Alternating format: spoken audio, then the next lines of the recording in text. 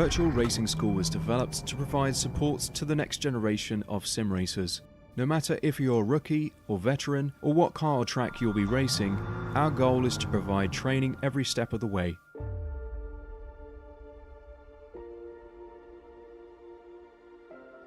We found that iRacing can be quite difficult without proper training. There needed to be a way to prepare for on-track racing. With VRS, you can literally learn from the best sim racers in the world, including 4-time NASCAR iRacing World Champion Ray Alfala. And Ray Alfala is a 4-time champion of the NASCAR Pekin Freeze iRacing Series. 3-time iRacing Grand Prix World Champion Martin Kroenke. Martin Kroenke becomes a 3-time world champion. Rallycross World Champion Mitchell de Jong. Mitchell de Jong is now champion for the iRacing Rallycross World Championship Series.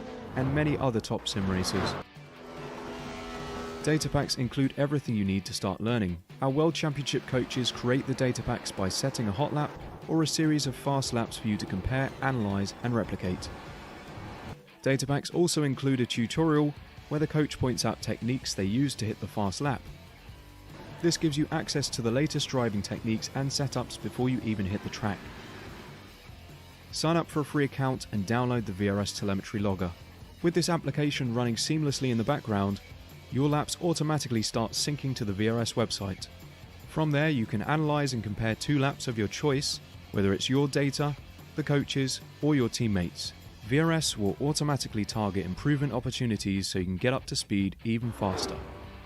VRS also makes it easy for you to request and schedule one-on-one or group coaching sessions. These sessions can range from 30 to 90 minutes, and you can select the car, track, and setup combination of your choice. Visit virtualracingschool.com today to sign up and get started.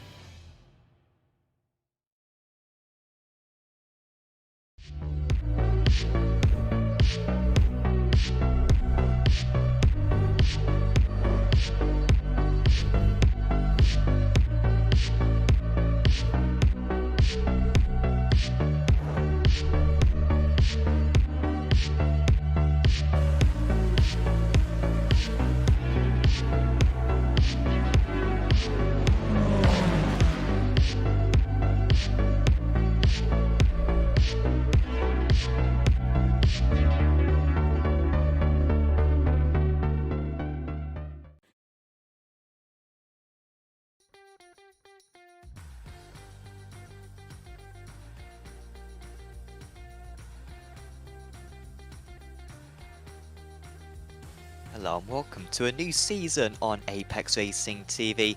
It is the 4th season of the Apex Racing Academy Formula 3 Virtual Racing School Super Series.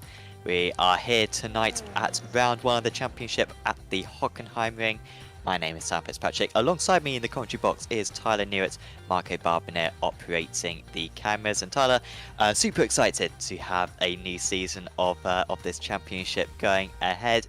We've had a couple of fantastic additions already, and it's quite a cool host, I think, for this round 1 of the championship. Really raceable circuit, this Hockenheim track, and I think it's one that, at least at the moment, the drivers are really enjoying putting laps around. Yeah, we were talking before we went on the air, Sam. It's I've had some really great races I've been a part of around Hockenheim and been able to call around Hockenheim. It just seems to always put on a good show, especially in these kind of lower powered cars where you get kind of the drafts, because you have those big straights around Hockenheim you can take advantage of. And then there's the fun little infield sections where you can really see some interesting and well set up overtakes. I think it should suit these F3 cars just fine. Yeah, it should be pretty cool to see that big opportunity at the Turn 6 hairpin. We saw a lot of it at the Radical Racing Challenge last night. Lots of chaotic driving, and also the stadium section. Super fun, those banked corners in these Dallara F3 cars. Just a reminder about the format for this season. We've got 8 meetings to go through. This one is the first of the season, and each meeting will have either 2 or 3 races.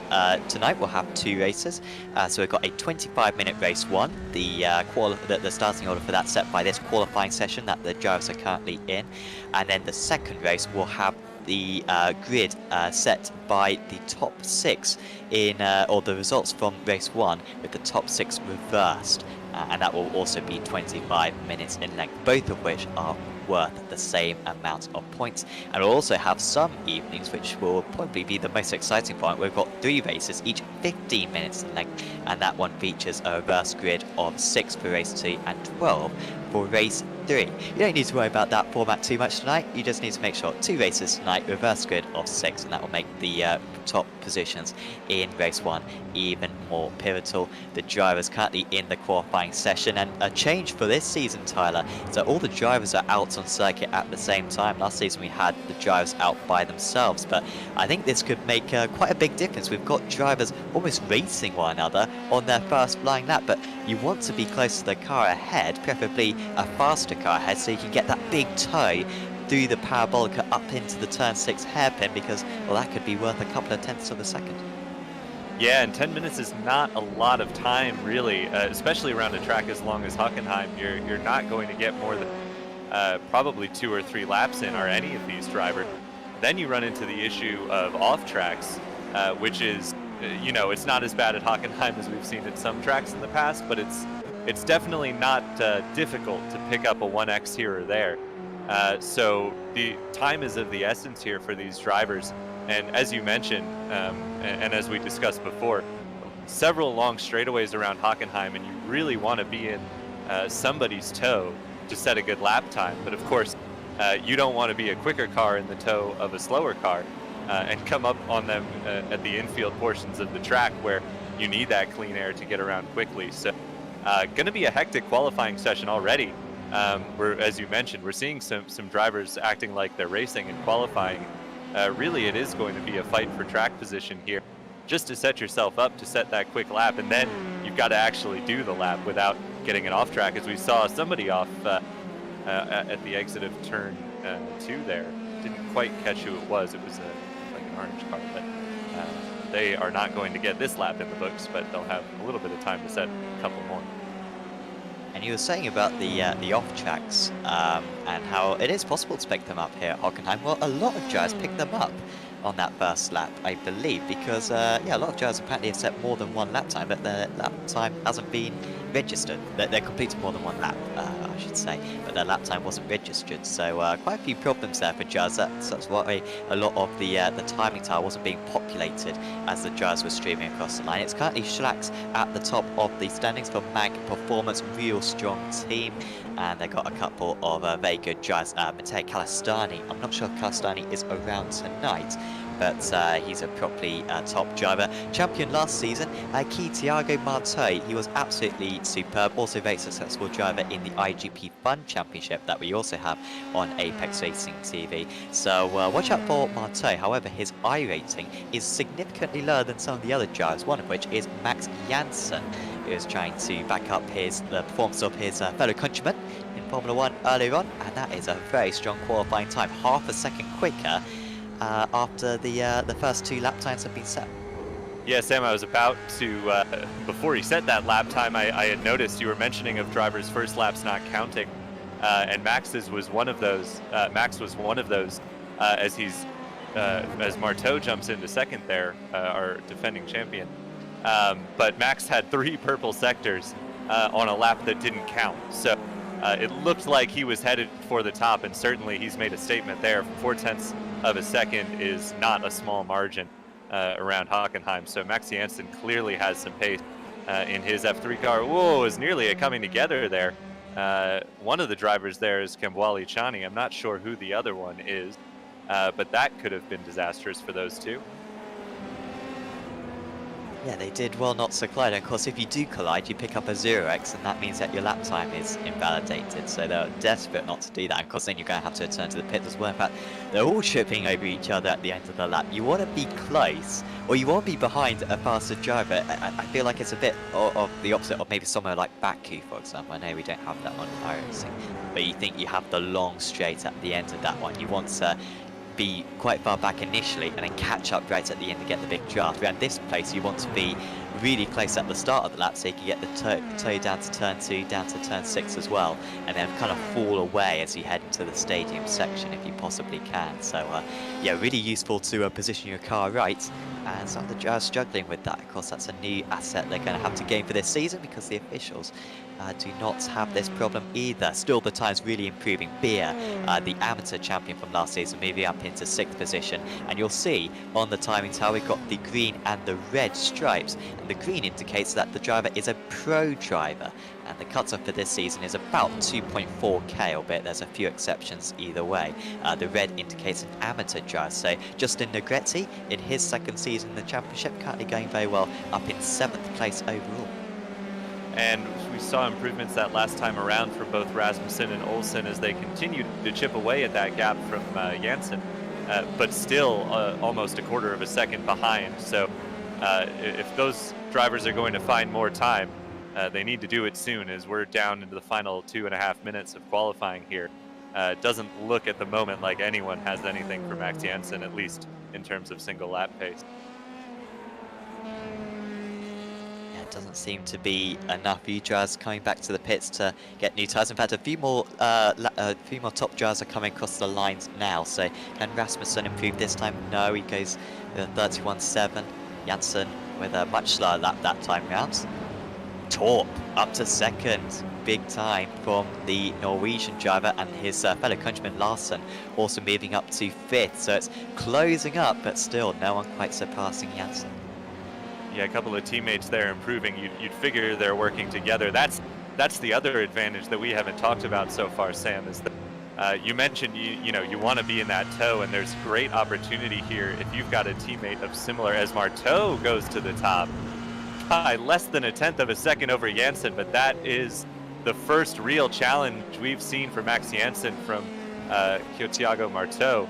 Impressive time there, but I was saying if you've got a teammate of similar pace to you, that could be a real advantage in a qualifying session like this. You take turns with one towing the other around, and you can really set some quick times and work your way together up towards the front of the starting group.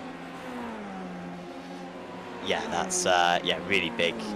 If you can pull that one off, it can also harm you a lot. I've known it before, at least when I'm racing with teammates, try to get to the other side of the circuit from them, because I'll probably mess up my lap whenever we try something like that.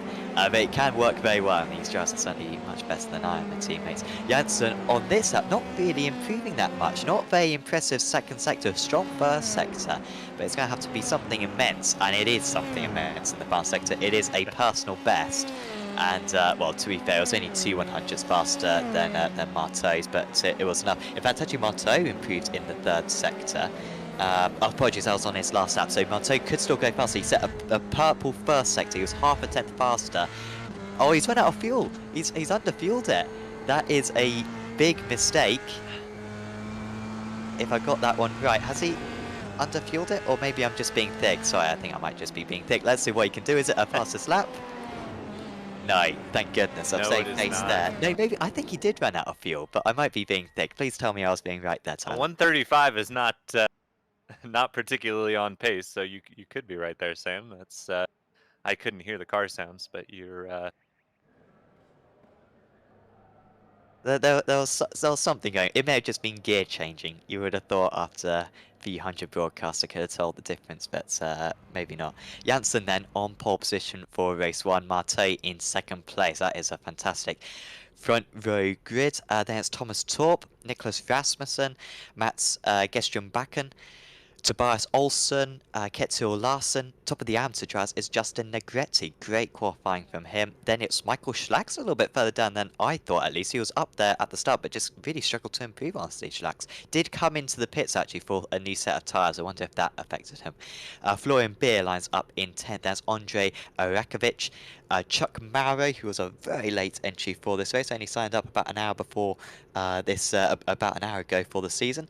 Richard Boberg is 2nd place out the amateurs. Then it's Nathaniel Simpson on his debut in ARL, Alexander Scaret in 15th, and then it's all the other amateurs. We've got Christian Glamsetter, Ricard Fasanello, Philip Russell, Andrew Morris, Tom Minot, Andreas Helgerud, Chase Small, Vince Harley, Robin Truswell, Kimbwali Charney, and Ingo Snell.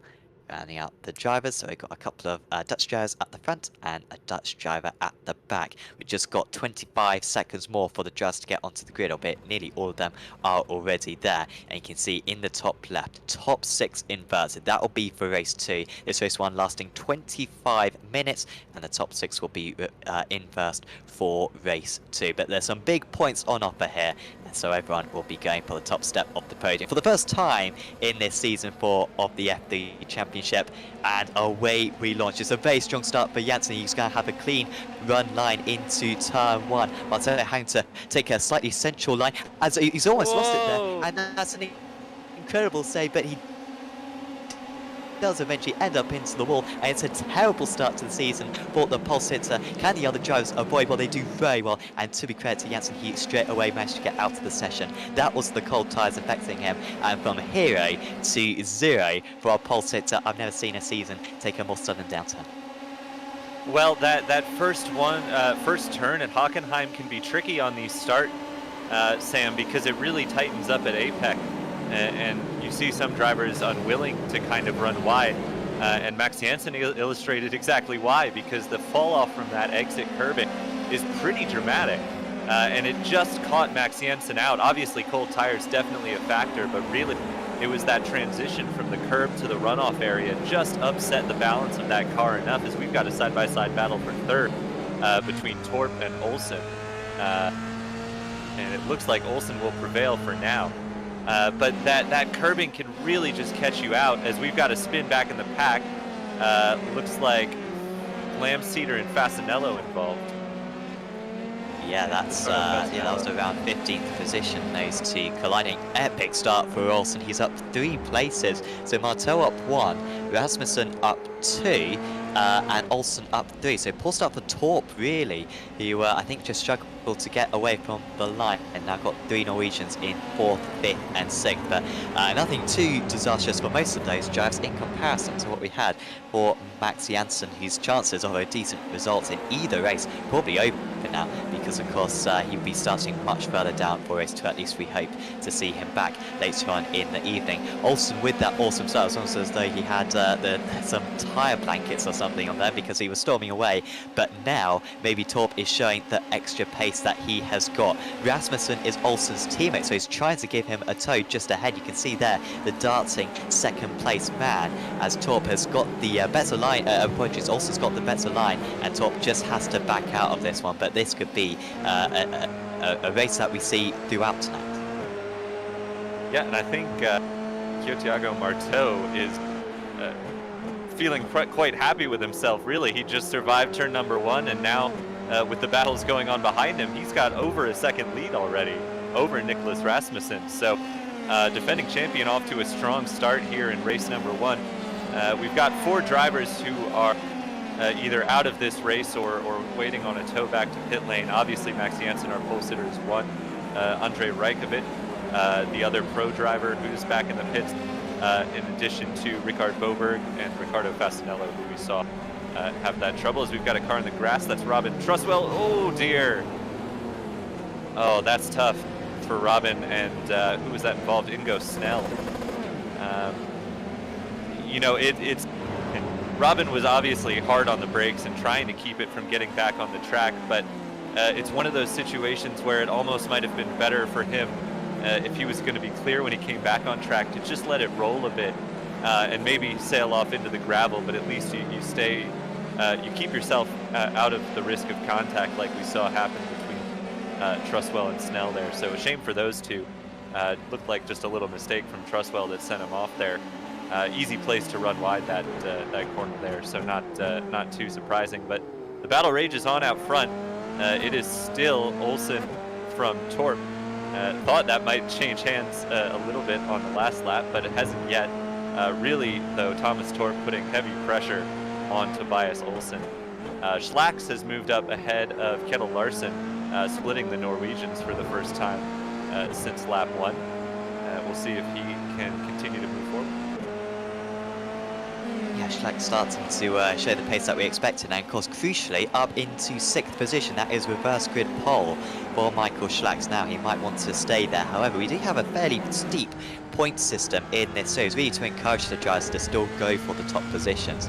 I mean, if there was 1 point difference between each position and maybe 5 points extra for the race win, then maybe you would stay in 6th place. I think that I'm going to get that race win in race 2. However, I think it's a couple of points up to 5th, maybe 3 points up to 4th, and then another 5 points up to 3rd place. So there's probably 10 places, 10 points on offer if you can just get into the podium places. So there's that motivation for just to keep on moving up, and Schlacks is looking very handy at the moment. As we see a replay of the start, and I mean it was an excellent start from Max Jansen, and then it all went very poorly. I mean that's purely cold tyres, isn't it? And of course, as you said earlier on, you know, going off the circuit didn't help, but he turned the car in, and the rear just let go. Yeah, I have to admit I was wrong there. I thought it was he lost it over the exit curbing, but no, he had already lost it by the time he was at apex. So really, yeah, you're absolutely right. Olsen moving forward on his teammate, but yeah, it really was just cold tires. I was mistaken there. I thought the curbing had a bit more to do. I mean, it certainly didn't help him catch it, but yeah, that's a shame for Max Jansen. And as you said, really is going to set him back for not only this first race, but race number 2 as well. Well, since we've got Hockenheim, I can use the old trope Fernando is faster than you whenever we see teammates switch positions. Yeah, I'm a very good commentator, and we'll use that cliche whenever I can. But we've got lots of Swedish drivers, so whenever they have a slide as well, you can say that they're using their rally prowess. So you've got an absolute bounty of cliches we can use this season, which is very nice. So yeah, Olsen up into 2nd position, and well, I thought he was going to be backwards earlier on. It looked like he was falling into the clutches at all, but really showing some strong speed, and now it's actually Rasmussen who's going to be under pressure from Torp. Just has not been able to get past any of these Alcantech simulation NHR Esports drivers. That is a long team name. But very, and to be fair, Torps is very long as well, but well, I don't think that's going to stop him from going for the speed. No, and looks like Torp might have to just cede this position. He doesn't seem to have the speed, or Rasmussen, excuse me, doesn't seem to have the speed of his teammate Olsen, who set the fastest lap of the race last time around. Michael Schlacks has moved forward again.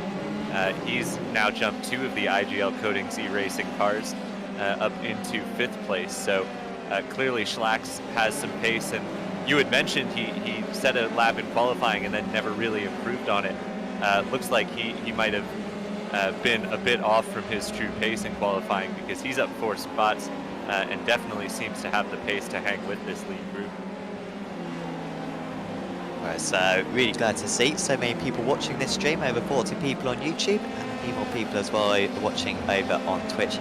Super appreciate you catching this broadcast. And of course, if you want to take part in this series, sign up, visit apexracingleague.com.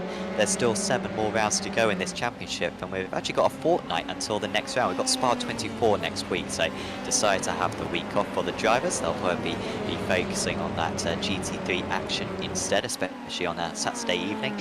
So as long as you sign up in the next couple of weeks, then you can get on the grid for round 2. And there's a drop score as well. We've had drivers who have won championships despite missing the first round in the past. Nick Madsen comes to mind. And so, you know, you can still really fight for the Pro or the Amateur Championship or the Teams Championship, of course, we have in this series. So do check that out at apexracingleague.com, where you can see all of our other series as well. We might speak about them a bit more later on. Meanwhile, Rasmussen is going to come back against Torp. Wow, that is a little bit of a surprise. That draft seems to be particularly potent. Well, at least Olsen's been able to get away, but Rasmussen and Torp, nothing to split them. Well, I think you actually mentioned the reason there, Sam, and it's because Rasmussen, or Olsen rather, has been able to get away. Neither, you know, it's clear that that tow is effective, and the problem is, if you're the first car in a line of several, you're just going to be a sitting duck if you really can't pull away from the group. And if you're going to pull away, this is the section you need to do it. And it just doesn't look like Rasmussen or Torp has the pace to get through. And obviously, Schlacks is capitalizing on that, moving into 4th place here. And I would not be surprised at all to see him pop the move on Rasmussen the next time they head down into the hairpin. If there was any doubts about Schlax's championship credentials, as you see the consistency, all the top 4 there in the 31.6s. Yeah, if there was any doubt about Schlax's championship contention after qualifying, he's thoroughly put that to bed. He is flying along. As we've got a spinner, it's Skurets. He had a very good battle with Mario. Apologies that we weren't showing that battle, but obviously there was other racing going on. But he was very close to Mario before, and he spun out, so that will promote Russell, Minot, Harley and Co.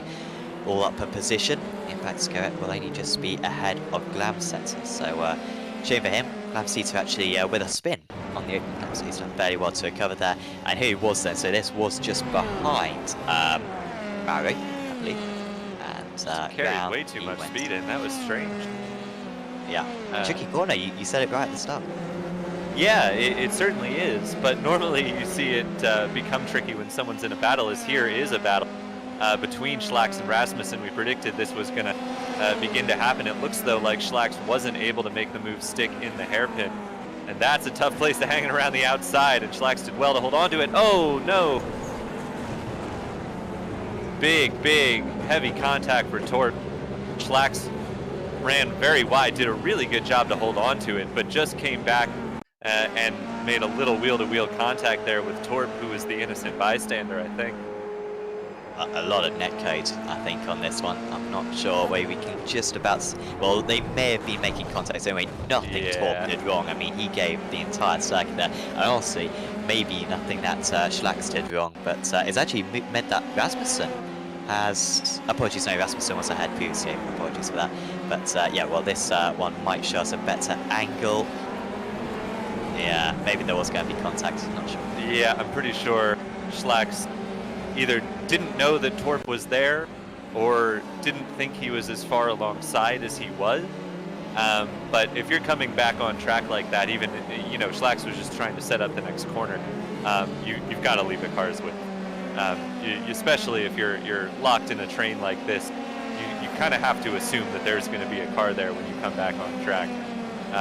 I struggle to find any source of blame there besides Schlax. I mean, as you said, Torp was definitely the innocent bystander there.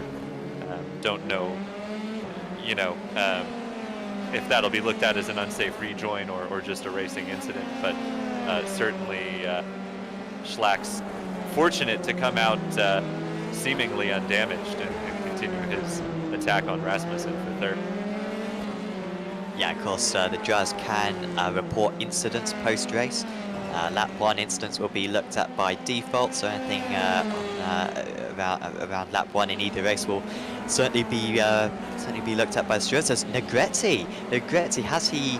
Oh, he's back onto the circuit, but amateur race leader, actually had a very big gap, but Russell has now moved ahead. Russell is up into 9th position as it's all kicking off now. This is Rasmussen versus Schlax again. Schlax trying to get up the inside, and he's going to have a splendid run. This is probably where you want to be, honestly. You won't be behind at this point because then you can get the momentum. The track is way too wide for you to defend. There's no points in defending the inside at this point because you're just going to extend the amount, the distance you have to drive the Parabolica, and Schlax up to 3rd position. Absolute rampage is going on. Won't catch the top 2, but that is still very satisfactory for him considering he started in 9th place. But I wonder if we could get a replay of that Negretti incident. He was about 8 seconds clear of Russell at the top of the amateur standings before an incident, I believe, at the penultimate corner. Well, not only that, but he was a couple of further incidents away from incidents involving the top runners away from stealing away the race 2 pole, but just looked like he lost it on entry there. And you can see Russell coming through to take the lead, but that's one of those things that can really shake things up in the AM Championship for series that have it along with a reverse grid. If Negretti could have held on and maybe snuck a 6th place, he would have been looking at a pole with his potential next highest challenger starting somewhere around 9th or 10th. So tough for Negretti there, and he's not only given away the chance at a reverse grid pole, but also the AM class lead to Philip Russell. who has stormed ahead and now opened up a bit of a gap on Negretti. Yeah, it'll take a while for Negretti to kind of calm down, honestly, after that one, because the track is very warm out there. I think it's over 40 degrees track temperature. A big slide like that's going to warm up the tyres, so it takes a couple of laps just to kind of get your rhythm back. He is ahead of Minots at least, and just as a heads up as well, people who are new to the series, the amateur drivers score points for their overall position. And that's the same with the pros as well. So it is worth the amateurs beating the pros and the pros beating the amateurs. So it's of course the winner in the amateur category is certainly a pride thing, but you also want to beat as many pros as you can as well whilst you're at it. So that was particularly disappointing for Negretti because he was ahead of Mauro before that incident that he had. Now this is a battle for reverse grid pole. Florian Beer, amateur championship winner last season, is catching Gestrubakken and Larsen, who are fairly evenly matched. Gestrubakken was faster on the last lap, but I think Larsen's being quicker on this lap. Beer quicker than the pair of them, so that will be particularly feisty. Still 10 more minutes to go in this race one, and yeah, that reverse grid could really go to any one of those three drivers. And this is the battle for the final step on the AM class podium. Vince Harley all over the back of Tom Minot here, and he's got a great run heading towards turn number one. I think Harley's going to get this done. We'll have to wait and see, but that was a phenomenal line out of the final corner, and Harley really excellent job there to snag third in the AM class. Now, of course, he's going to be ahead heading into the long straightaway, which isn't necessarily the place you want to be, but it looks like Harley's got some pace over Minot at the moment. Let's see, another Irish driver, got quite a strong contingent over in the MX5 Championship we have on a Monday night.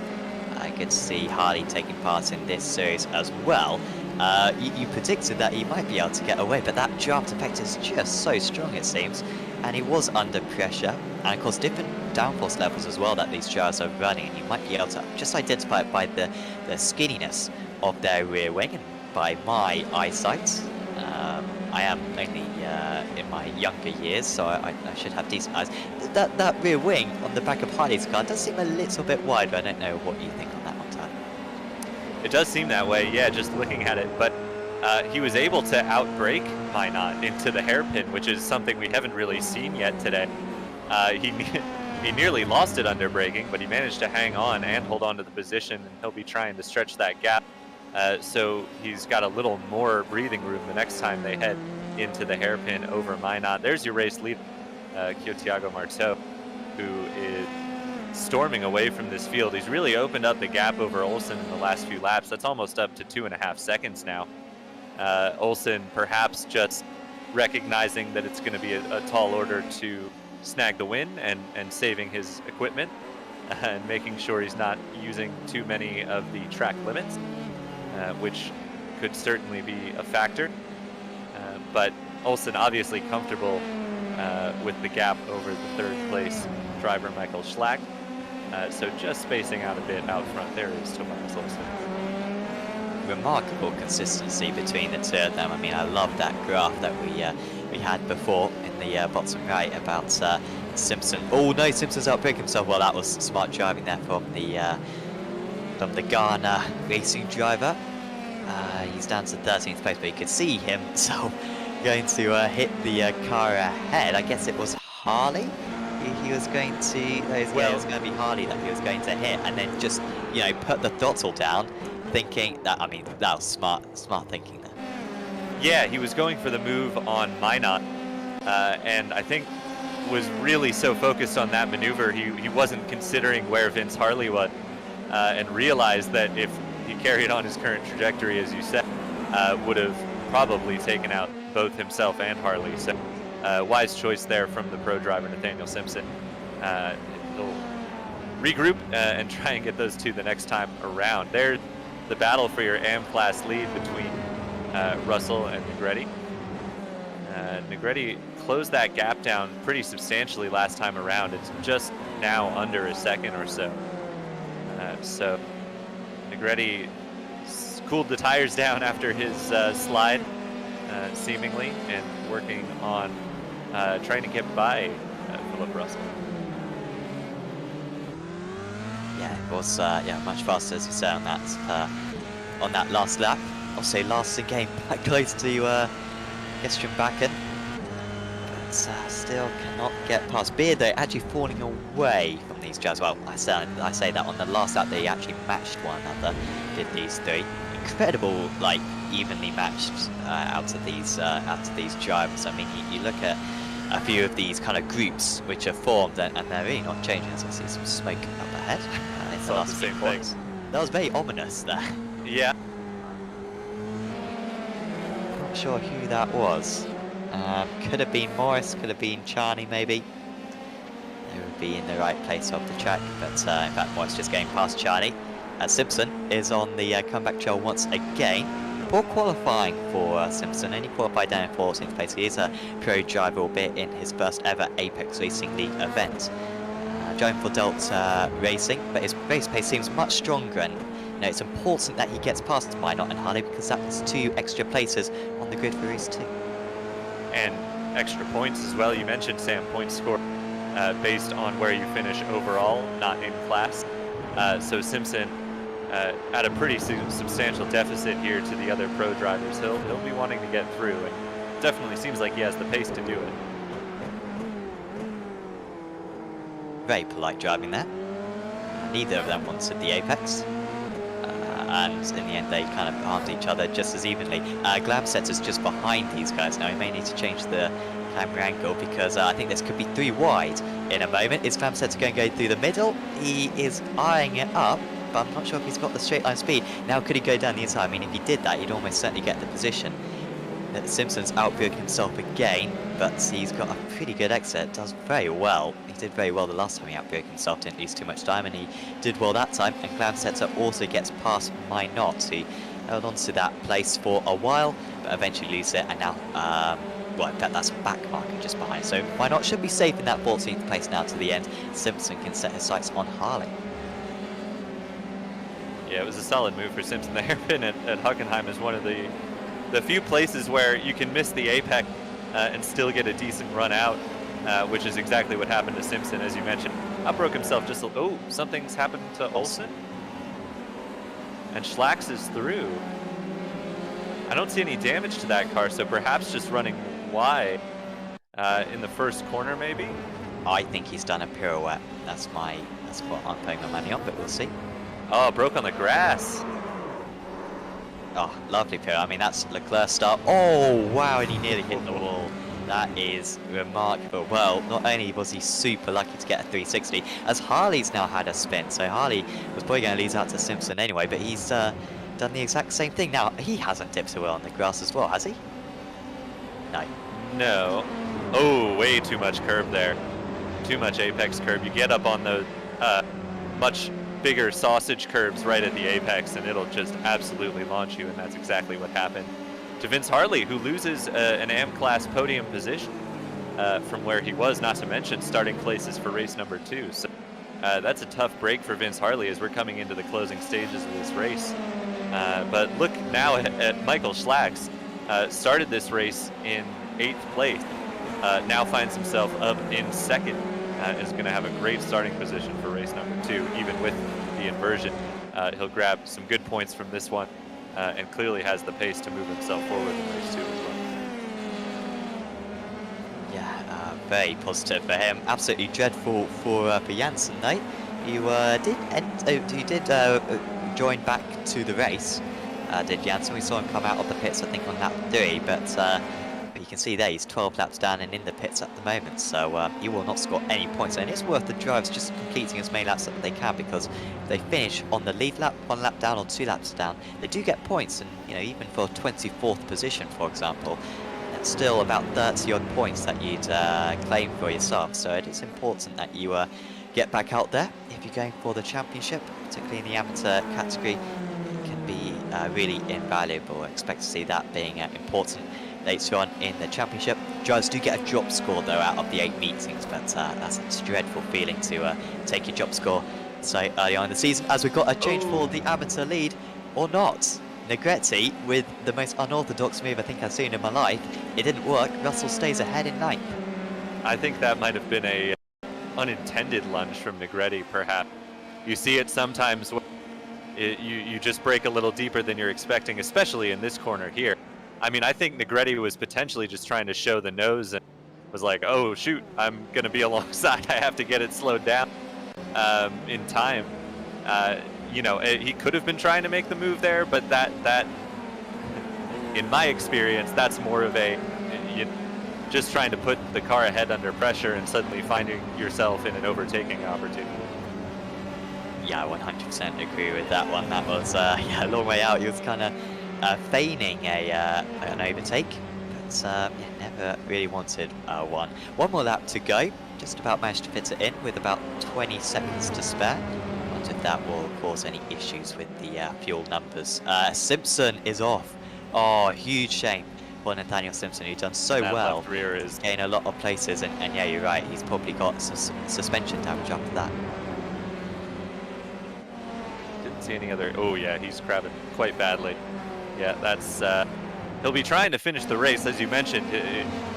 I think he should be all right at this point, as one lap down scores points, and you don't really want to be limping a crabbing car around the track, but he'll be trying to pick up any points he can. Oh yeah, just lost it and just clipped the wall with that left rear, but completely knocked it out of alignment. So shame for Simpson, as you mentioned. He had done well to get back almost to the back of the pro field. As we set our cameras to the reigning champion, it didn't look strong for him, honestly, at the start of qualifying, but managed to get P2 on the grid. And when Janssen spun at turn 1, he took advantage. It's another race win for Key Thiago Marte. Race 1 goes to him here at Hockenheim, and it is once again the championship lead for himself. Schlax in second place, Olsen in third, Rasmussen fourth, Gestrom Bakken in fifth, and Larsen takes reverse grid pole. Great work from the IGL Coatings e-racing drivers. They didn't battle, and that enabled them to stay ahead of Beer, who just misses out on the reverse grid place. Russell wins in the amateur category. That is some way to make your ARL debut ahead of Negretti, who made mistakes. So we'll be fairly pleased, to be honest, to get in the top 10 still. Glam Seats, despite a spin on lap 1, did very well to get back up to 11th. Minot's Harley in 12th and 13th. Well, what a fun race that was. I really enjoyed that one. It kind of separated out a bit at the front by the end there, Tyler, but certainly at the start, it was really thrilling racing, and it just looks so competitive this season. Yeah, sorry, Sam. I was just chuckling at Simpson crabbing across the line there, but clearly made it back at a reasonable clip. A 142 is not quick, but it's quicker than I would want to drive with a car that sideways. But yeah, really pretty excellent racing the whole way through. Obviously, some mistakes were made and some unfortunate contact, but what race doesn't have that? And otherwise, some really excellent battles, which it seems like Hockenheim has been really great for since its addition to the iRacing track lineup. So yeah, pretty exciting. I'm definitely looking forward to this reverse grid, because I think that field at the front is quite tight. And I think this reverse grid, it's not going to be like some you see where, you know, it pretty quickly shakes itself out. So the guys who have been set back find their way to the front. I think it's going to be a tall order for Marteau to work his way back forward in this one. Yes, so we are going to show you an advert for one of the sponsors for this championship, and then we'll be right back with you here on Apex Racing TV in the Apex Racing Academy Formula 3 Virtual Racing School Super Series. See you back in just a moment.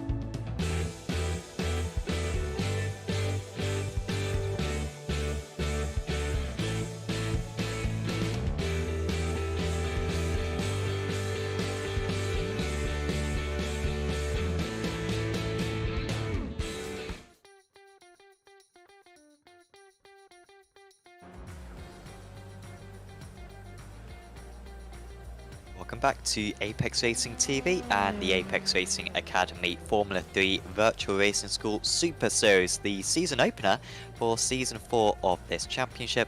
We've just seen a fantastic Race 1 and here are the results. Marteau at the top, championship winner last season, Race 1 of the season winner this season.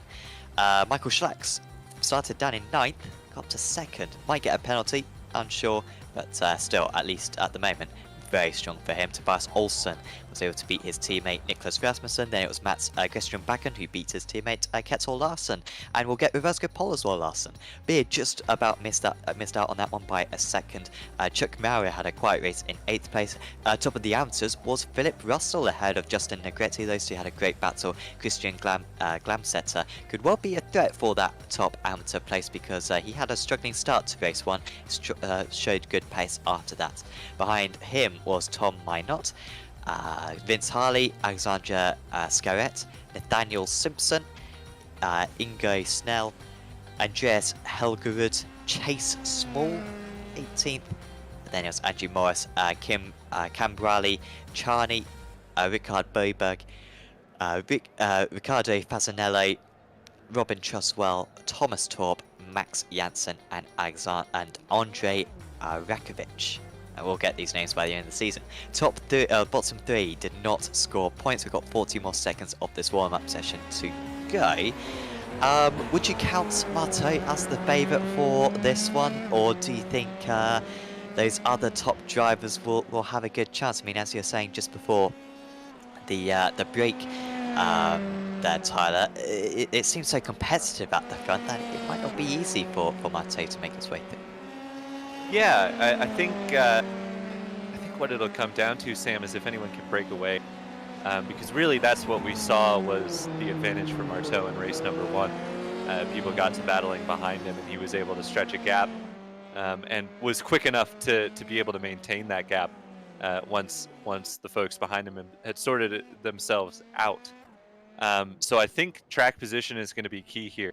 I expect that we'll see Marteau and Schlacks move forward because obviously they've shown that they can. Particularly Schlack moved forward pretty impressively in race number 1.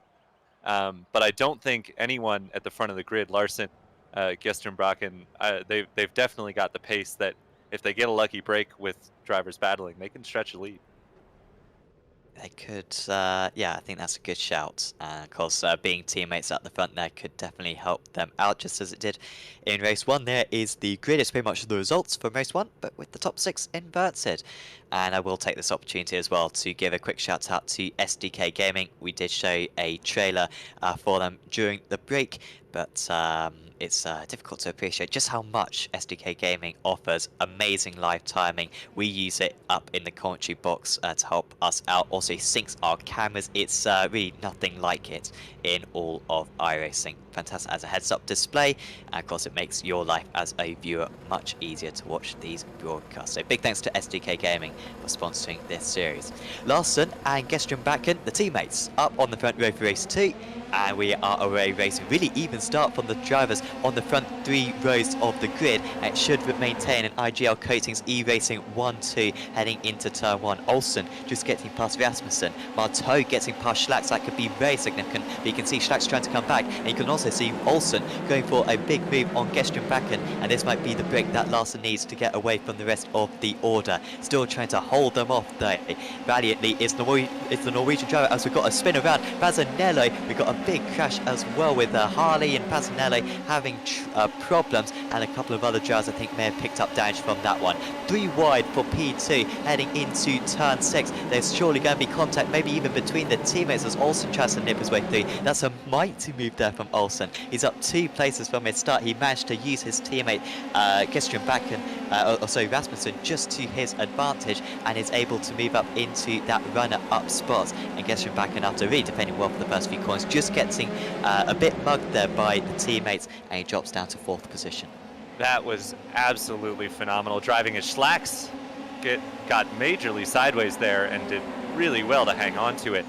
I got to give major props to Gestrøm-Bakken there because he was on the outside 3 wide and perfectly placed that car. Oh, as that's Russell around. Our AM class leader has gone for a spin.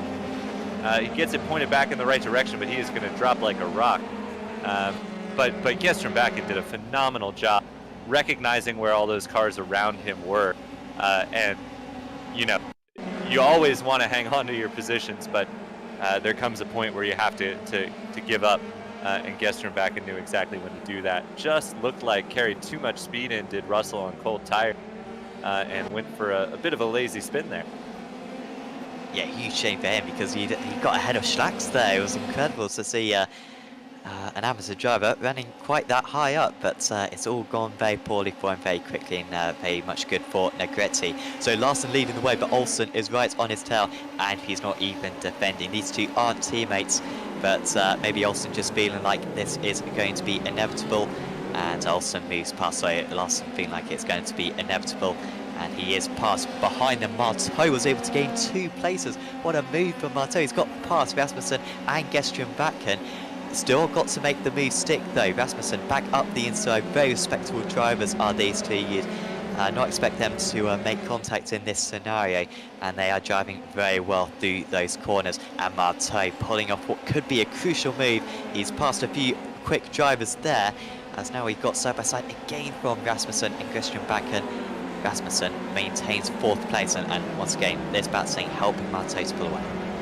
I'm impressed by Marteau's patience at the start of this race, Sam. I mean, he obviously you're more familiar with his racing than I am after watching his last season, but just you saw him kind of looming in the background as all those battles were going on, and as Gestrom Bakken and Schlack and Rasmussen all had their issues and their squabbles. Negretti.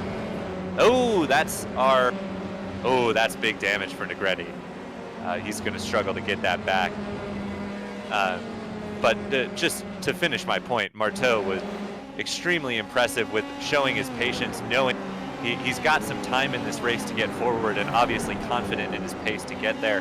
And look again, somebody breaking on the grass. Never a good idea. I mean, I'm not going to pretend that I have never done that, because I do it far more often than I care to admit, but it's pretty costly in a league race like this. Yeah, that is, well, no one wants to win this amateur race too, and Glamsets are now at the top. Meanwhile, Gestrom Bakken ahead of Rasmussen. Is that a move for Gestrom Bakken? Yes, I think that's him.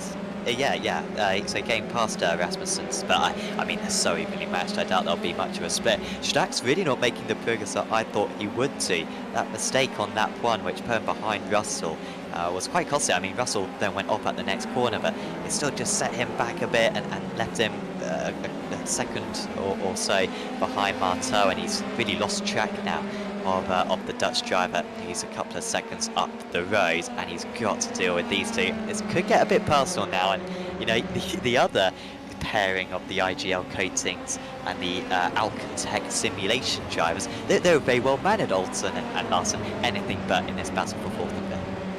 Well, and you wonder with Schlack's if that slide didn't also overheat the tires.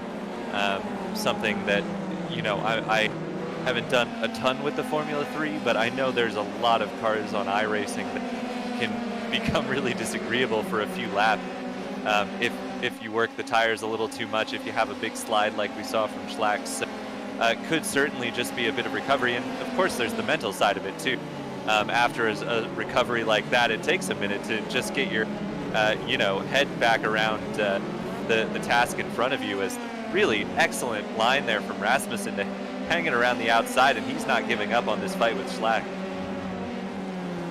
Yeah, I mean, that was, I mean, credit to Schlack's for leaving him room, but that was brilliant positioning from Rasmussen as Glamsets are trying to get past Simpson. So Simpson's done well. Remember, he dropped down a few places at the end of race 1 with a crash on the penultimate lap. And on their last lap, it was Glamsets who was fastest. I think this is a move for Glamsets to move fast, and he is up into 10th place.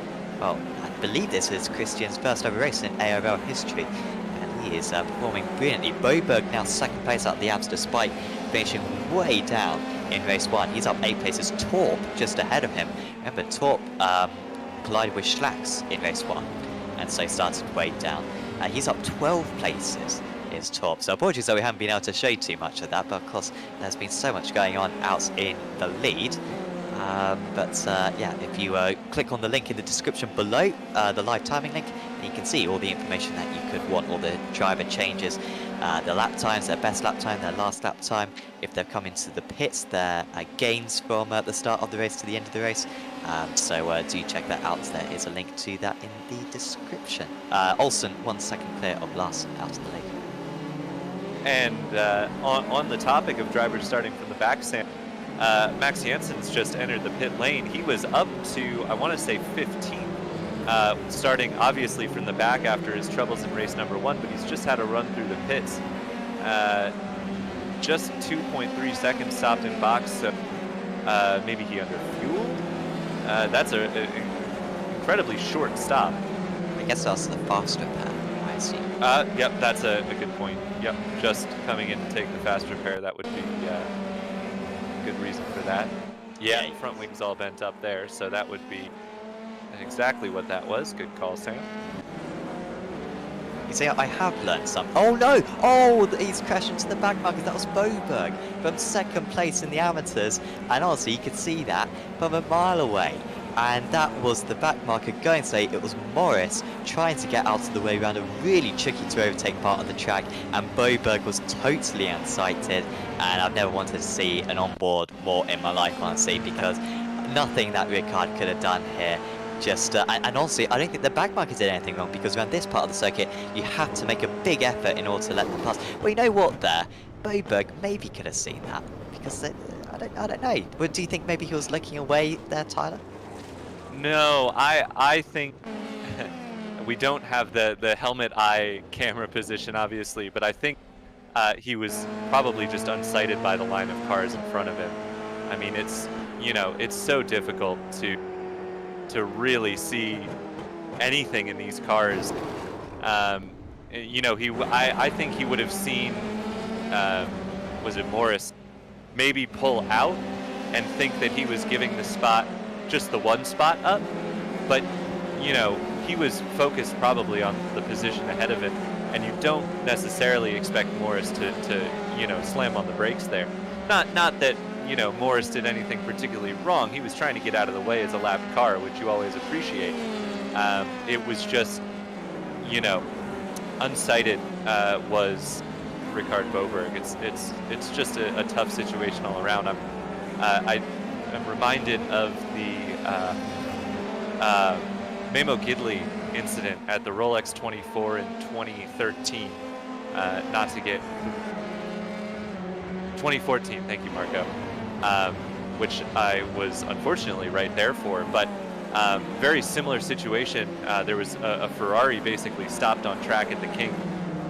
Memo pulled out from behind a lapped car to make the move, and the Ferrari was right there. Felt very similar to that, and especially, I don't know what Boberg's racing setup is like, but if he's on a single screen there, he's not going to see Morris in his periphery. So really tough situation for everybody involved, and you definitely feel for Boberg there as well as Morris. Similar situation to a couple of laps ago between Schlax and Rasmussen. This time Schlax is a bit more alongside, but if anything, you don't really want to be there, because then you're bound to be on the outside for the next corner. Rasmussen's overjudged that one. Overjudged? That's not the case. He underjudged that one because he broke too late. Schlax wasn't able to take advantage. Maybe it was looking worse than it actually was, because I think Schlax was a bit early on the brakes. Goes for a bit of a half move, honestly, into the stadium section. That was never going to work. And Schlax now 6.2 seconds from the lead. Really had hopes at taking the race to win with the way he was able to side through the field in race 1. But it just hasn't turned out to be that way. It has not been able to make up the moves whatsoever. And by the way, in the amateur category, just a reminder on that one, Glamsetter at the front in the amateurs ahead of Minot and Russell. Russell with a spin at Sachs corner on lap 1. But he's still up there in 3rd place. Fasanello finished a lap down in race 1. Started outside the top 20, I think, and yet he is up in 15th position, so impressive from him. And then it's Helgerud and Trustwell and Charney rounding out the places there. Helgerud actually round now for Team Motivated Racing, so he drops to 17th as Larson is under particular pressure now from Marteau. And well, this is Olsen needs Larson to hold up Marteau here. I mean, they're not teammates, but he needs a favour here, because I think if Marteau can pass Larson very quick, he'll be onto Olsen not soon after. Yeah, I've been keeping an eye on the front of the field, Sam, and for the first probably 5 or 6 laps, it was all Olsen out front setting fastest lap after fastest lap, and then the last 2 or 3, it's been all Marteau. So clearly Marteau has been putting the pedal to the metal and closing that gap down. But as you mentioned, Olsen's best friend right now, ironically, is Larson, who he had a pretty extensive battle with.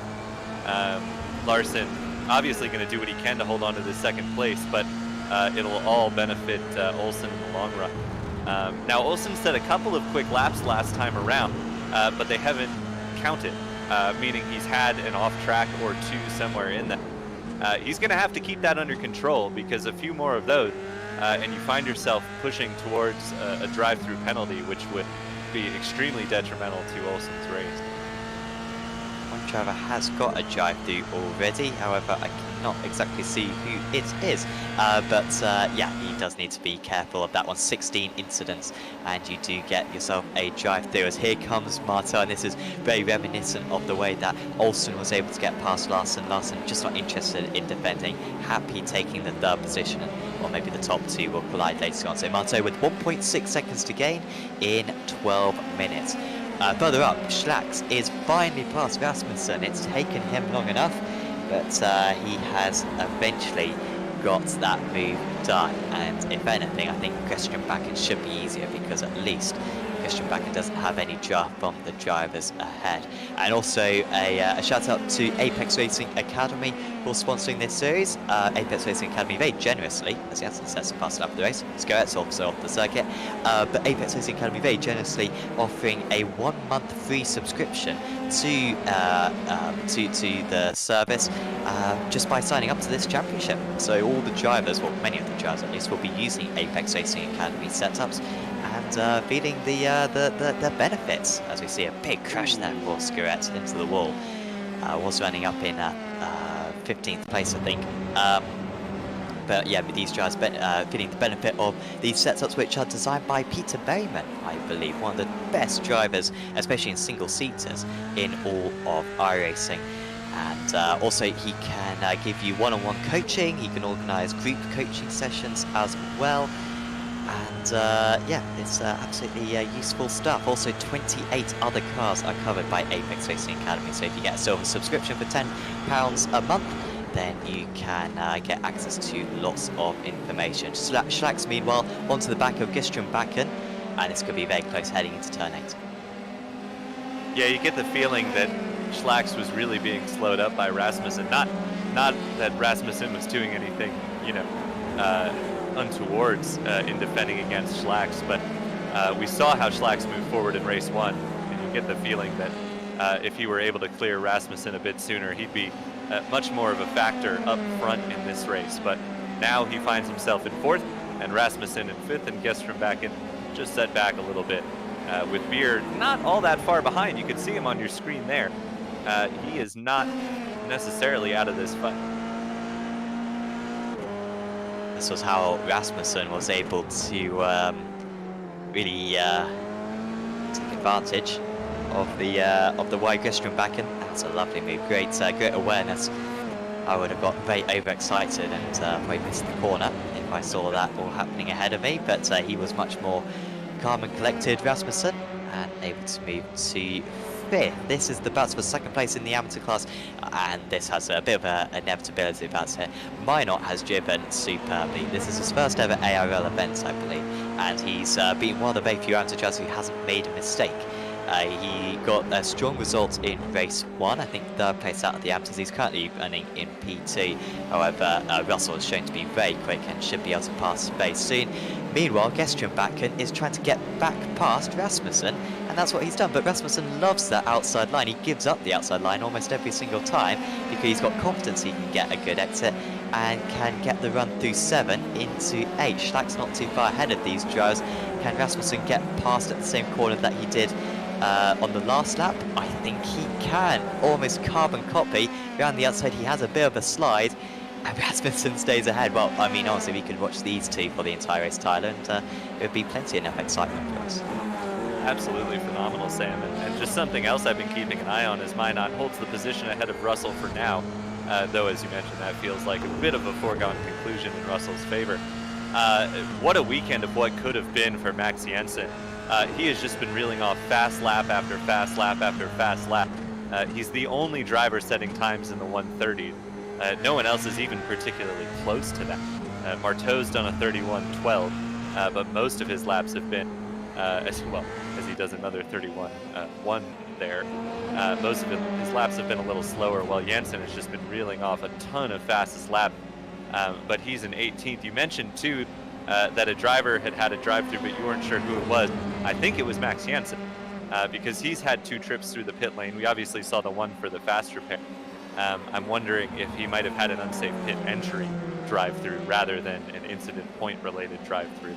But he has been through pit lane twice, and that's why he finds himself, despite setting an insane number of fastest lap, in 18th place, over a minute off of the race lead. I think that is a good shout that it was him. No, actually I'm going to burst your bubble here. I think it was Morris. Got it. With the 16. So weird that he's gone down pit road then twice, isn't it, for Jensen? Maybe he got a drive through for something else, I don't know. Oh my god, look, there he goes again, 30.8. Wow. Well, you know, it's a bad race run for him, but honestly, he's shown pace they could win the championship as Mario is off. Oh, Chuck only entered the championship an hour before race 1 started. I think and was having quite a solid run. Doing really well, sticking with the kind of the back end of the pro field, but just lost it on corner entry there, did Chuck Mara, and that'll drop him back at least a few positions. That was Torp, I think, avoiding. Here we go. This was great. I mean, you may say, oh, well, why did he go so wide? But he was on the brakes, so he couldn't turn the car. So he's on the brakes here, can't turn, and maybe it wasn't as great avoidance as I thought because he didn't slow down too much, but still a good job. As Minot, is this how... Oh, no! Oh, well, that's a curse, and that is, well, that would be decapitation in real life. Minot and Russell colliding. Well, Philip, you had all the time in the world. You were saying how it was a foregone conclusion. Not anymore. I think they're both going to have to take their fast repair. Yeah, I'm curious about Minot because that engine cover is loose, which will... if it's modeled at all accurately, be causing a ton of drag. And Russell is missing the front wing. But these two have a healthy gap over Fasanello, who is 4th in AM. And I'm wondering if we might see one or both of these drivers risk it and stay out and try and hold on to that 2nd place. Because obviously, if they come down pit lane, they'll be losing a spot to Fasanello. They'll likely lose one to Trustwell and then be... I would imagine somewhere around Shani and Helgerud. So, you know, do you risk it? I mean, there's 5 minutes left in this race. How much is that affecting these drivers? Is Minot, you know, really losing that much time with an engine cover and seemingly nothing else askew on that car? I'll be interested to see what these drivers do here. I find that engine cover is very funny. Engine cover is a comedian in itself. I mean, look at it. It's putting on a show for us. That's incredible. I mean, credit to the iRacing damage model because this is awesome. See 2 drivers with totally different damage to their cars. I mean, the initial impact was fairly spectacular. The damage is even better, and here it was from Russell's point of view. Oh, he put all the steering lock in and clombered over the other car, and then got back going. But oh, that's amazing, and here's the engine cover going. We're paying a lot of attention to see this, but honestly, it's really funny, this. and yeah, detaching it right there. I tell you what though, Sam, Tom Minot is not going to have to worry about overheating for the remainder of this race. That car is going to be plenty cool, as there is going to be a bunch of air flowing right over that engine. Should be good to make it to the end without overheating, but the question is, can he make it to the end and hang on to 13th place? Fasanello definitely closing in now on those two, so will be very interesting to track that as this race heads to its conclusion. The other gap that's closing is Olsen and Marteau, not dramatically so, but Marteau's just been chipping away at it. There you see it. Yeah, it's not been leaps and bounds. It's been drips and drabs for Marteau, as there's a spin for Simpson. That's a shame. He was doing quite well in this race after his late incident in the last race. But Marteau just eking away at the gap to Olsen, as we see Gestrom back in, going past a lapped car there, with Beer right in behind him. Beer definitely going to have a look. Gestrom back in defense heavily into the hairpin. I wonder what's happened to Gestrom Bracken. He's dropped off all of a sudden. And into the clutches of Beer, because he was battling for ages with Rasmussen. I don't think it's happened on this lap. It didn't happen on the last lap either for Gestrom Bracken. So yeah, troubles for him. We noted when we last looked at that battle that Beer was not that far off. And I wonder if it was just a little mistake or catching traffic in the wrong plate. Something that took the toe away from Gestrom Bracken. And, you know, once you lose that toe, it's full advantage to the car in behind you, which is, in this case, Beer. So I don't think it would have been a big mistake or anything like that. I just wonder if it was just a little bit of trouble for Gestrom Bracken. There's Marteau's first lap in the 130, as he continues to just pull a little bit of distance back between himself and the race leader. But he's got to do it a little bit quicker than that, as we are coming to, I'm not sure if we're on the penultimate lap now or there's going to be two more, but we are quickly approaching the conclusion of this race. I think it's just going to be one more lap. Marte was able to close the gap a decent amount, but he's actually lost time in the first sector, I think. So yeah, he lost 0.13 in the first sector of this lap, did Marteau, and that might just be a bit too much, they can see. On the previous lap, he gained 0.15. So pretty much that gain is gone, and Olsen looks as though he's going to be able to hang on to this race victory at the moment. He started in 4th place. He finished in 3rd place in race 1, so it wouldn't be the championship lead, but it would really close it up significantly to Marteau. These two would be the top 2 in the championship after this round if it ended like this. Yeah, and Marteau also lost in Sector 1 last time around and still made the difference up, I think mostly in Sector 3, and you can see it happening again. I think if he had a couple of more laps, Marteau would be in with a chance, but he's really going to need to push it to close almost a full second on Olsen in just this last lap. As Fasanello is through on Jansen, who is missing a front wing. Or excuse me, no, that's Trustwell on Fasanello, so I'm not sure where Fasanello lost the front wing, but that is holding him up. And that will explain why he wasn't able to close the gap to Russell and Minot with their damage, because he's damaged as well. I think this is a fairly recent problem for Ricardo. He was catching a bit, but maybe he thought, oh, you guys seem to be having some fun with your obscure damage. He decided to get in on the action as well. Might go down a lap. No, it should be alright. There's the leaders. Down to 7/10 now, and you're absolutely right. Very good spot. I'd missed that one. That Marte, yeah, is faster around Sector 3, but slower on the straights, perhaps. So maybe running a bit more downforce. But from this point onwards, there is a lack of overtaking spots. Olsen's just got to keep the car on circuit, and he should be able to take this race win at race 2 of the season. One more lap and Marte could have well had a chance to get a double, as he did on several occasions last season, but the reigning champion is going to fall just short here at Hockenheim goes out in the lead for Alcantech Simulation NHR Esports. Tobias Olsen takes the race win, race 2 at Hockenheim.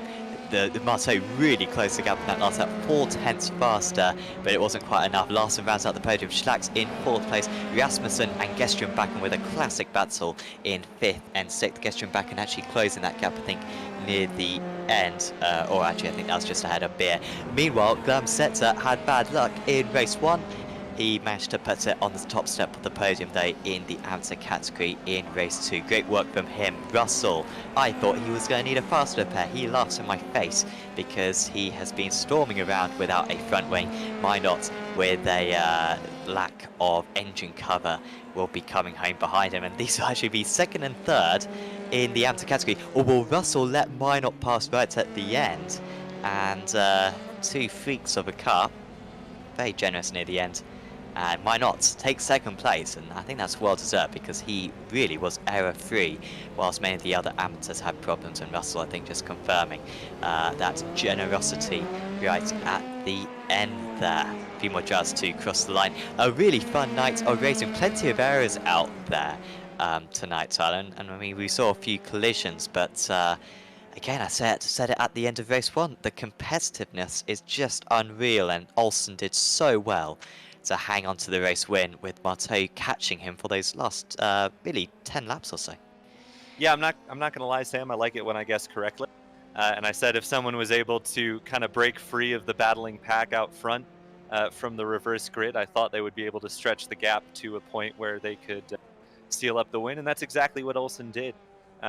You know, he didn't start on the front row for this race, but was close enough to get the jump on the 2 drivers who did start on the front row, and just sailed away, built up, did a great job in the first part of the race to build up a gap while Marteau was battling his way forward, and did just enough to hang on to the end. It was really fun to watch. Yeah, brilliant racing to see, and there he is. I believe his first ever ARL win. I cannot 100% verify that one, but yeah, congratulations to him. Kitiago Marte in 2nd place, then it was Ketor Larsen, quite racing 3rd, but honestly he was only 3 seconds off the lead. Very good pace for Larsen. Schlax had a bit of a disappointing day, honestly. That qualifying and start of race 2 he'll be a bit disappointed with, but 2nd and 4th tonight, still 3rd place in the championship, fairly good, as long as he escapes any penalty. Nicholas Rasmussen was able to beat Mats Gestrian Bakken. Hopefully we see more of those 2 dueling for the rest of the season. So evenly matched out there. Florian Beer spent the entire evening in 7th place. Hopefully we might see that a bit of a common occurrence throughout the season. Thomas Torp, what could have been for him? Great pace though for Torp, and hopefully see more of him later on in the season. Christian Glamsetzer was top of the amateur drivers. Chuck Mario was in 10th place. Nathaniel Simpson, despite a spin, was in 11th. Tom Minot and Philip Russell had damage to their cars near the end, but still finished 2nd and 3rd in the amateur categories. Over a minute down was Max Janssen, who was setting fastest lap after fastest lap, was able to pass Robin Trustwell in the closing stages. Andres Helgerud had a spin in 16th, Ricardo Fazanelli had a problem in 17th, in Kimbrali Chani was in 18th, 1 lap down was Alexander Scarrett, Ingo Schnell, Richard Boberg, who collided with a backmarker, and Justin Negretti, who led in the amateur category in race 2 for a while. 8 laps down and will not score points was Chase Small, and even further back were Andrew Morris, Vince Harley, Andre Rakovic. I did not take the start, I believe, for Team Husenfeld, but hopefully in the Niki Lauda competition of Austrian drivers, he comes back later on in the season.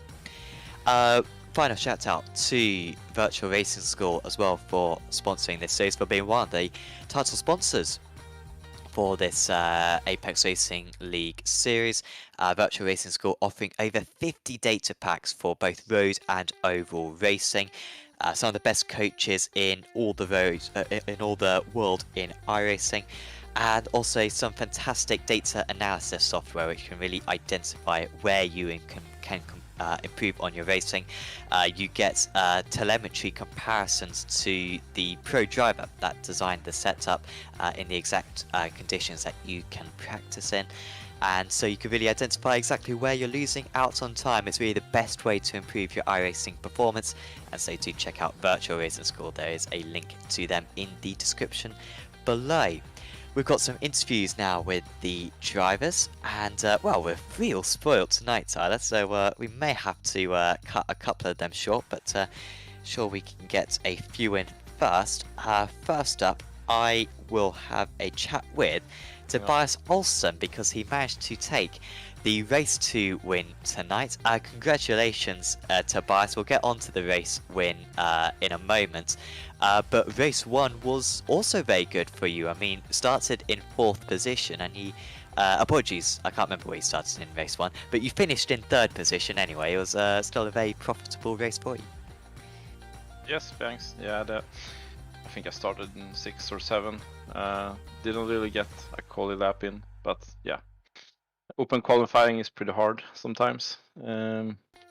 Race 1 was good until I spun in the first corner, trying to chase down P1, but it was pretty hot on the track, so it was really slippery for me. I think it was for everyone, but it was hard. It was really hard. And then Race 2, yeah, had to really push it to win that one, so it was nice.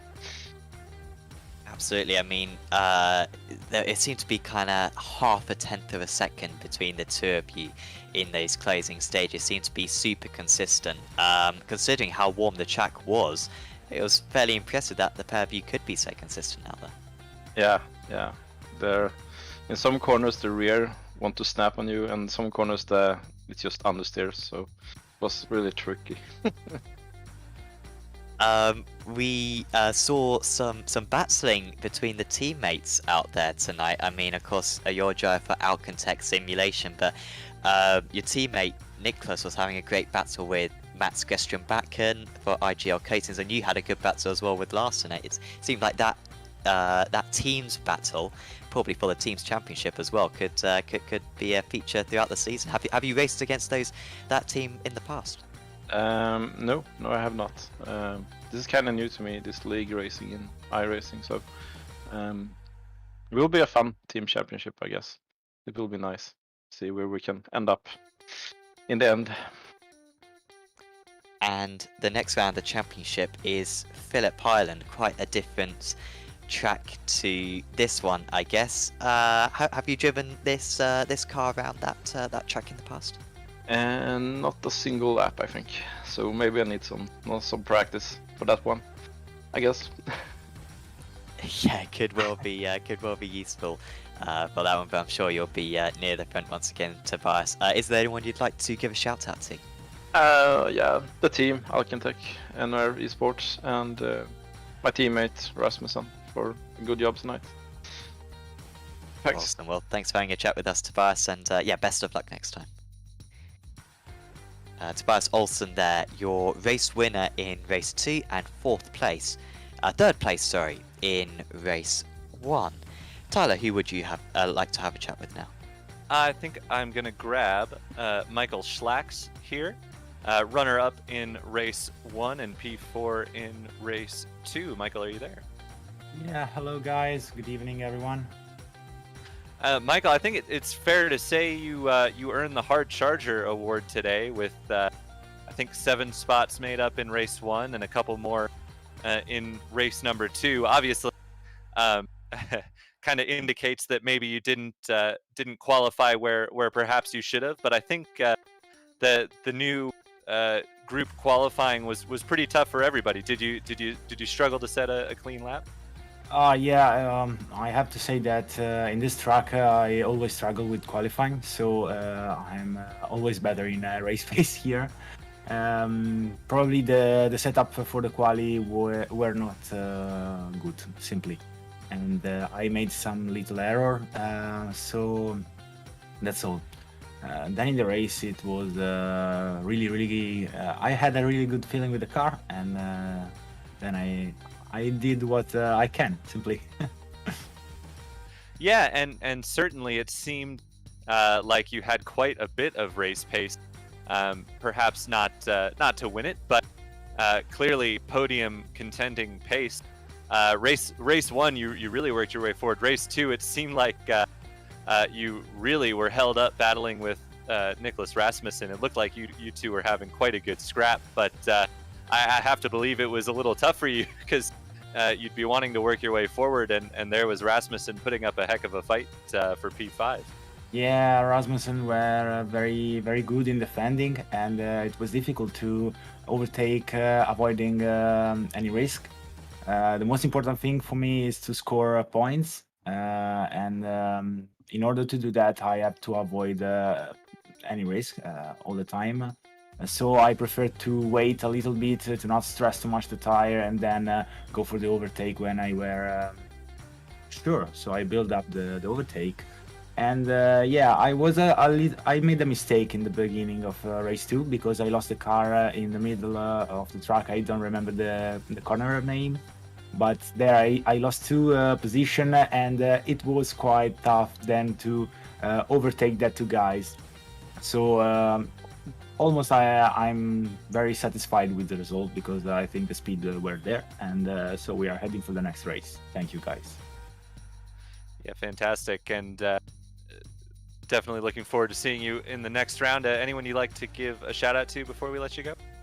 Yes, I want to thank all my team manager and teammates that helped me to be there and to develop the setup and to work on my driving styles. So thank you to Augusto Cacciami and Matteo Calestani and Nick Madsen. Thank you, guys.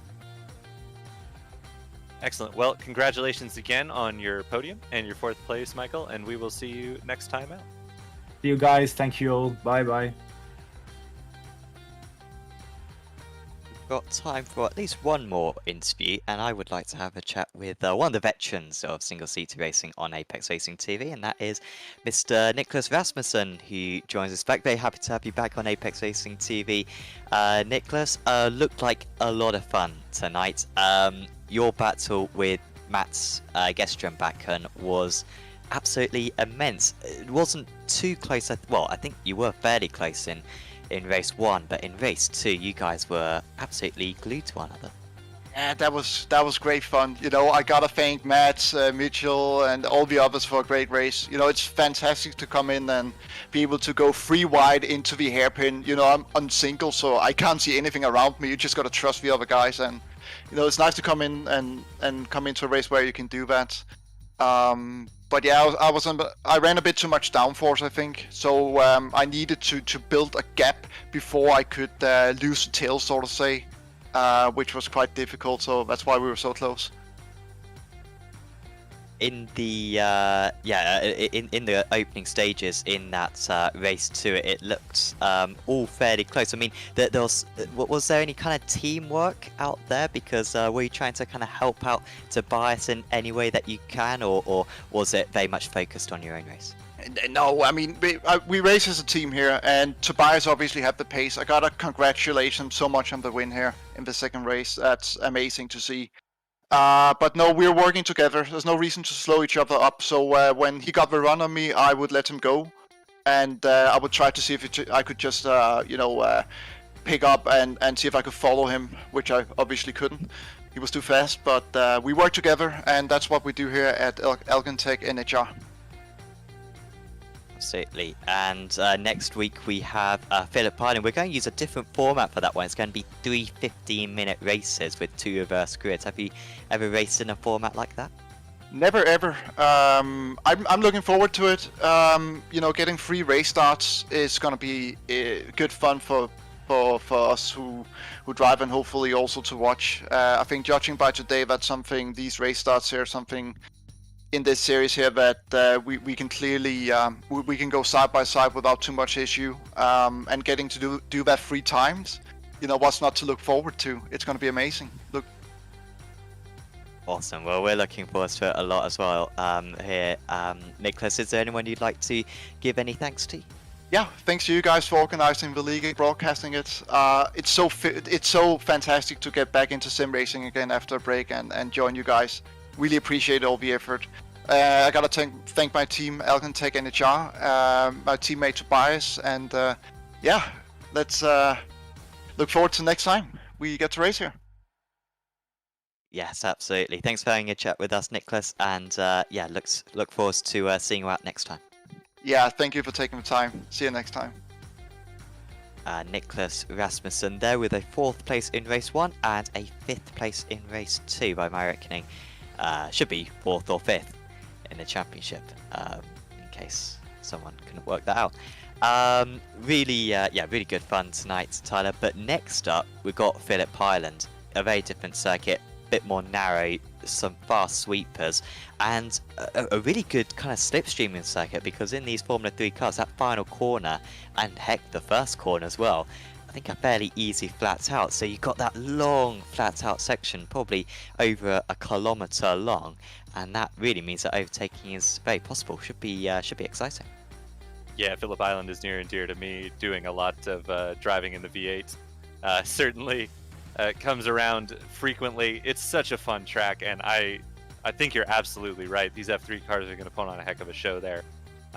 Yeah, that run from turn 1 into the southern loop, you're going to see some overtaking, and you're going to see some ambitious moves that probably don't end as well as folks are hoping. But that'll be definitely a race to watch for anyone who enjoyed the racing today.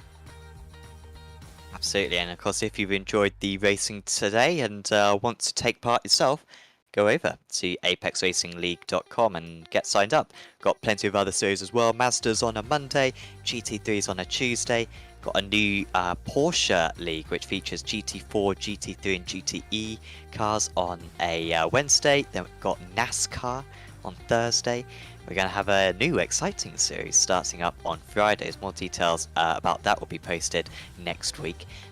Formula 3, of course, on Saturdays, and then GTEs on Sunday. Of course, we've got a 2-week break, and this is only round 1, so this is a fantastic time to get signed up for the F3 League. You can still win the championship and, or mainly, have some good fun over the course of the next 7 meetings.